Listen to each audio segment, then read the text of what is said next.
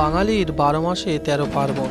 একটা পূজা শেষ হতে না হতেই চলে আসে আরো একটি পূজা। নীল পুজো বা নীল ষষ্ঠী হলো বাংলা হিন্দু সমাজের এক লৌকিক উৎসব, যা মূলত শিব দুর্গার বিবাহ বা শিবের বিয়ে নামে পরিচিত। চলুন বন্ধুরা, এই ভিডিওর মাধ্যমে আজ আমরা বোঝার চেষ্টা করব কেন নীল ষষ্ঠীতে শিবের পূজা করা হয়, নীল ষষ্ঠী কেন করা হয় এবং এই নীল ষষ্ঠী কোথায় কোথায় পালিত হয়। নীল পূজা বা নীল ষষ্ঠী হলো সনাতন বঙ্গীয়দের এক লোক উৎসব, যা মূলত নীলাবতী বা শিব দুর্গার বিবাহের উৎসব হিসাবে পরিচিত। বাঙালি গৃহিণীরা নিজেদের সন্তানের মঙ্গল কামনায় নিরোগ সুস্থ জীবন কামনা করে নীল ষষ্ঠী ব্রত পালন করে। সাধারণত চৈত্র সংক্রান্তির চড়ক উৎসবের আগের দিন নীল ষষ্ঠীর বা নীল পূজা অনুষ্ঠিত হয়ে থাকে। এই ব্রতের বিশেষত্ব হলো এই ষষ্ঠীতে দেবী নন, স্বয়ং মহাদেব নিজে পূজিত হন। এখন আমরা বোঝার চেষ্টা করব কেন নীল ষষ্ঠীতে শিবের পূজা করা হয়। নীল ষষ্ঠীর পরের দিন চৈত্র সংক্রান্তি আর এর পরের দিন পয়লা বৈশাখ। গ্রাম বাংলায় চৈত্র সংক্রান্তিতে চড়ক পূজা করা হয়। চড়ক পূজা উপলক্ষে গাজনের মেলা বসে গ্রাম বাংলায় অনেক স্থানে। পুরাণ অনুসারে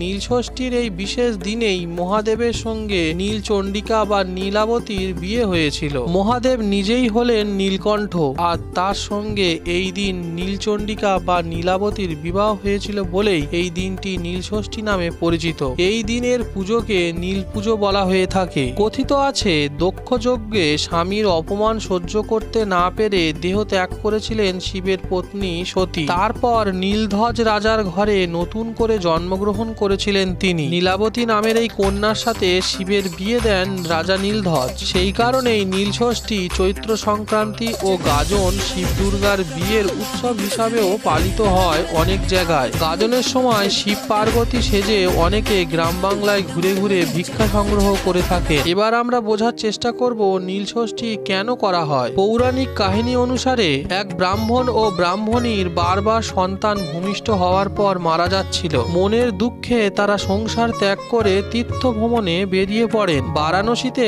আসার পর সেখানে এক বৃদ্ধা এসে ওই ব্রাহ্মণীকে চৈত্র সংক্রান্তির আগের দিন নীল পুজো করবার পরামর্শ দেন। সন্তান লাভ করতে সারাদিন নির্জলা উপোস থেকে সন্ধ্যায় শিবের ঘরে বাতি জ্বালিয়ে জল খাবার উপদেশ দেন তিনি। এইভাবেই শুরু হয়েছিল নীল ষষ্ঠীতে মায়েদের সন্তানের মঙ্গল কামনায় ব্রত রাখবার প্রথা। এখন আমরা জানবো এই নীল ষষ্ঠী কোথায় কোথায় পালিত হয়। এই নীল পূজা সাধারণত পশ্চিমবঙ্গের বর্ধমান, উত্তর 24 পরগনা, দক্ষিণ 24 পরগনা, নদিয়া, হাওড়া এবং বাংলাদেশ, ত্রিপুরায় বঙ্গীয় সনাতন ধর্মাবলম্বীদের অধ্যুষিত এলাকায় এই অনুষ্ঠান হয়ে থাকে। চ্যানেলে নতুন হয়ে থাকলে চ্যানেলটিকে সাবস্ক্রাইব করবেন আর এই ভিডিওটি কেমন লাগলো কমেন্ট করে জানাতে ভুলবেন না।